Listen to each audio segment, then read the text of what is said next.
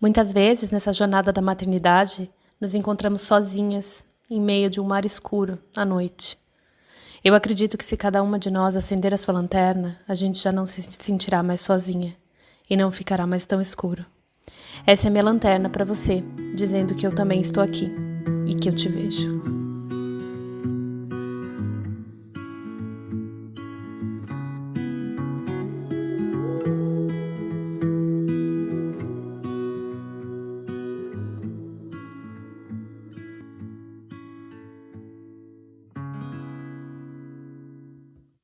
Olá!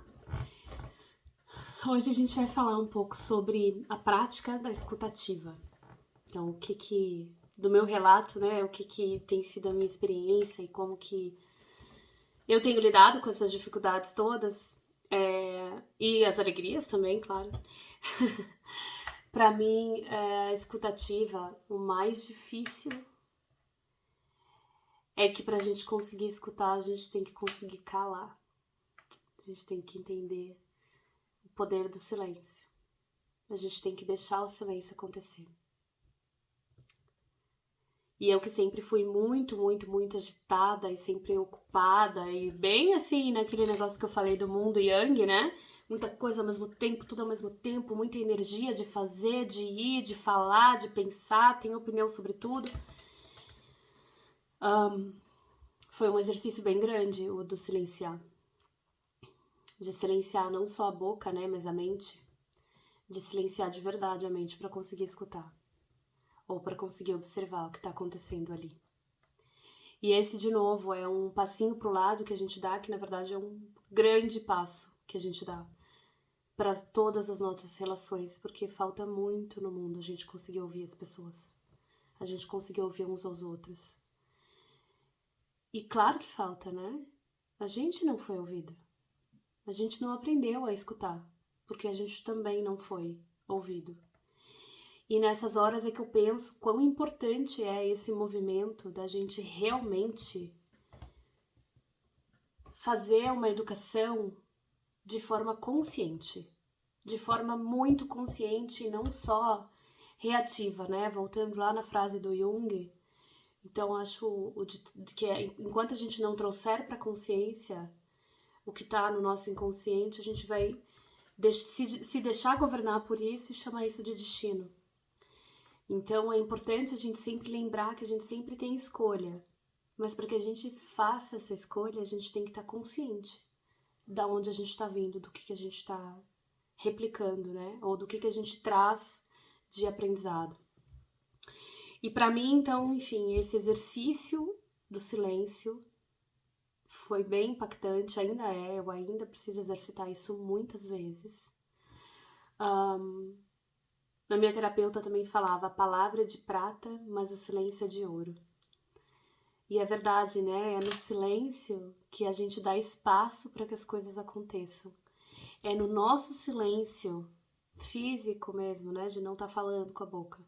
E no silêncio da mente que a gente dá espaço pra gente perceber de verdade essa criança que tá ali.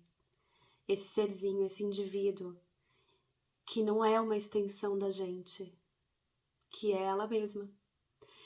E quando a gente percebe ela de verdade, ela sente isso, e a gente sente isso. Então não só você começa a conhecer melhor o seu filho, conseguir lidar melhor com ele, de forma a potencializar o que ele tem de bom, de forma a ajudar ele a florescer, para ele ser quem ele veio ser, de verdade, sem que você coloque um monte de coisa em cima dele.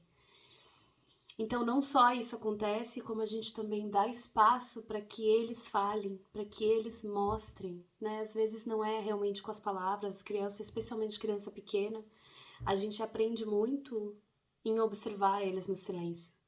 Isso também faz parte dessa prática da escutativa. E esses dias eu escutei uma palestra da Fernanda Zanini e ela falava, quando a gente está interagindo, né? Entre o eu e você, existe o nós. E é nessa escutativa a gente exercita e dá espaço para que esse nós surja. A gente precisa sair de nós mesmos para conseguir dar esse espaço. E eu acho que isso também é uma habilidade extremamente essencial para as crianças aprenderem se a gente quer construir um mundo melhor, né? A gente ter a capacidade de escutar o outro de verdade, sem julgamento. Essa questão da presença, né? Que a gente fala muito também.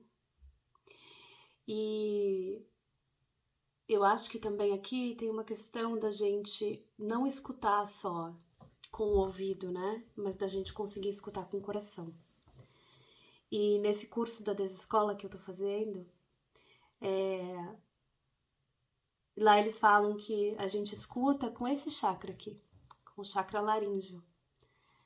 E é justamente nesse sentido de que a gente escuta o que entra, atravessa a gente, né? Se deixar atravessar pelo que a gente recebe, para que a gente consiga realmente escutar pelo coração.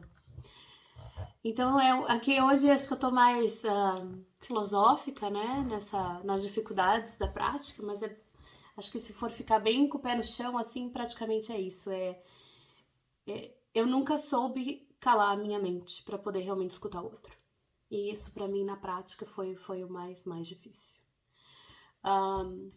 E a gente pode dar, né, 1000 desculpas. Às vezes a gente fala, mas é porque ela não fala. Não, mas o meu filho não fala. E a gente precisa prestar atenção nisso. Não fala ou a gente realmente não dá espaço para que ele fale?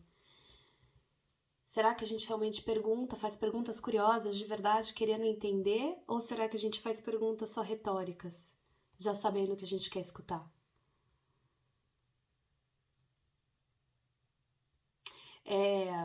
Teve algumas coisas que eu fiz também para me ajudar nisso. Então, um exemplo mais prático, né? Para não ficar só na filosofia, que não é a intenção também. Eu tinha muita preocupação com a questão do tempo, que eu já falei, né? Eu nunca achava que eu tinha tempo. Não dá tempo de parar e olhar no olho da criança, porque daqui a 3 minutos a gente tem que sair. E aí, aos poucos, eu fui entendendo que, na verdade, esse pequeno tempo que a gente usa é um super exercício. É um investimento, na verdade, porque é o tempo que a gente vai economizar depois, tendo que ficar refazendo tudo ou catando criança de um lado pro outro, né?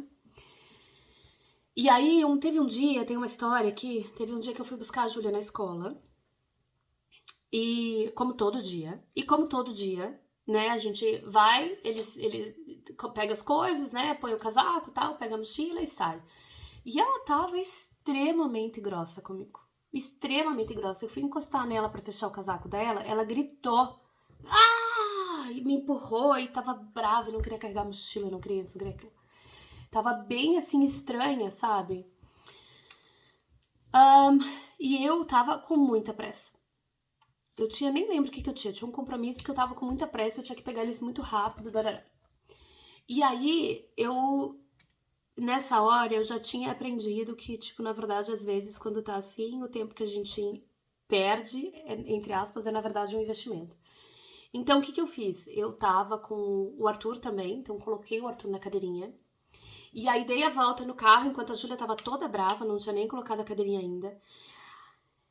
E assim, nesse momento, eu já estava começando a ficar puta. Já tava muito chegando no meu limite, eu já tava começando a ficar muito brava.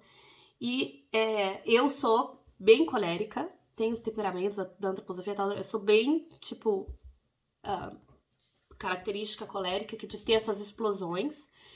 E eu senti que o negócio estava vindo. Então, quando eu dei essa volta no carro, que a Júlia ainda estava gritando, eu fui respirando. Gente, é uma volta que eu dei no carro, não foi 30 horas. Mas eu andei devagar e respirei, assim, acho que umas 2 vezes, bem fundo, bem devagar. E aí eu consegui diminuir e chegar pra ela, me agachei, né, bem na altura dela. E comecei a conversar. Falei, filha... porque tem mais uma coisa, né? A nossa cabeça começa já nessa hora a falar 1000 coisas. Então, o caminho inteiro que a gente saiu da escolinha, indo em direção ao carro, que a Júlia estava extremamente grossa, eu estava pensando, porra, mas que droga. Tô aqui, tentando fazer tudo certinho, tentando ser respeitosa, tentando ser gentil. E a menina só me dá patada. É o tempo inteiro patada. Porque eu não sei. Eu acho que eu não sei fazer esse negócio. E não sei o que lá, tipo, a minha cabeça já tava, né? E aí, quando eu dei essa volta no carro, que eu fiz essa respiração, eu meio que voltei pra mim, dei aquela equilibrada, agachei e comecei a perguntar pra ela: filha, do que você brincou hoje na escola? E ela não queria falar. Não vai falar. Você conseguiu comer direitinho? Tinha alguma comida que você gostava no almoço? Não, não, não. Não, eu sei que tudo que eu perguntava, ela me dava uma patada. Até que uma hora, mas eu insisti, eu continuei ali. Ah, eu acho que eu contei daí do meu dia, que ela não tava conseguindo responder nada, que ela tava muito brava. Eu contei do meu dia que tinha acontecido uma coisa que eu não tinha gostado muito no meu trabalho e que eu tinha ficado muito chateada. Por quê? Porque eu percebi que aquela braveza da Júlia tava muito além do normal. Não tava fazendo sentido aquilo. Não é comum que a Júlia esteja tão brava assim quando ela sai da escola. Então isso também faz parte dessa escutativa que eu falei. É a gente também prestar atenção nos outros sinais, não é só no que a criança tá falando. Então assim, ela estava agindo de um jeito que me fez entender que tinha alguma coisa ali, tinha alguma coisa que não tava legal. Aí eu perguntei até assim, se estava doendo a cabecinha, se ela tava com dor na barriguinha, alguma coisa assim, não tava. Aí eu contei essa história de que tinha acontecido alguma coisa no meu trabalho que eu não tinha gostado e eu tinha ficado muito chateada. Aí nisso, ela, acho que se sentiu de alguma forma compreendida ou conectada comigo, sei lá. E aí ela falou: sabe, mamãe, hoje eu também tô muito triste. Aí eu falei: ah, é, filha? Por quê? O que aconteceu? É que a Helena, a melhor amiguinha dela, falou pra mim hoje que ela não é mais minha amiga. Mas ela é a amiga que eu mais gosto. E aí ela começou a me contar isso. Ia me contar de como ela tava se sentindo e tal. Daí eu expliquei que, puxa, às vezes, né? Realmente a gente às vezes fala as coisas que a gente não quer dizer, mas que eu tinha certeza que a Helena ainda era amiga dela.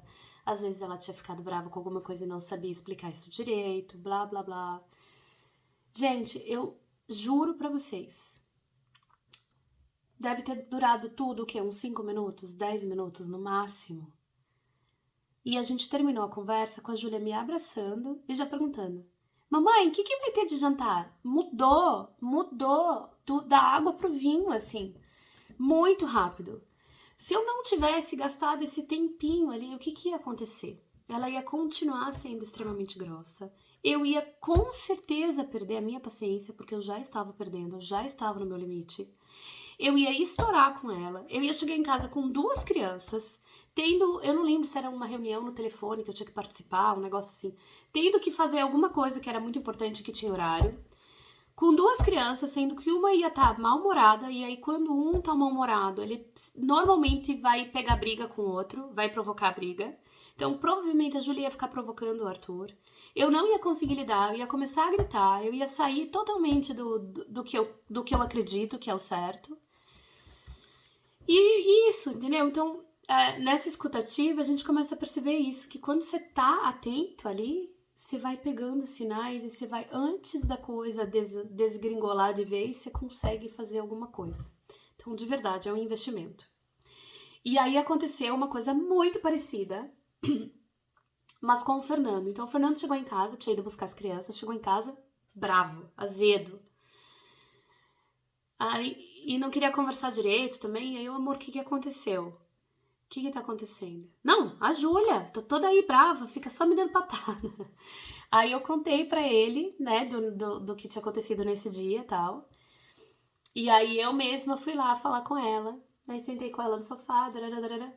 No final das contas, era porque a professora não tinha deixado ela pegar a água na mala dela, que ela tinha esquecido na hora do lanche. E aí ela ficou brava e aí pronto, entendeu? Então, às vezes é uma coisa tão simples, tão pequena. E aí, igual eu falo, né? Da mesma forma que o mau humor é contagiante na família, o movimento contrário também é verdadeiro. Porque daí a Júlia ficou melhor, daí o Fernando ficou melhor, daí depois eles conversaram. E aí, enfim, então deu. No fundo, tipo, melhorou de todo mundo. Bom, é isso. Acho que a gente já falou bastante hoje. Tem ainda algumas coisas pra falar nesse sentido da escutativa, que além de ter a ver com silêncio e tal, tem muito de empatia que a gente precisa aprender. Muito de entender de onde a pessoa vem, né? Enfim. mas que também acho que é um assunto grande que a gente pode deixar para outro dia. Se vocês tiverem alguma experiência para compartilhar, alguma dúvida, ou se quiserem me contar um pouco o que vocês estão passando, eu vou adorar escutar. Entre em contato comigo no Instagram, @AnaFlaMarques, com Z.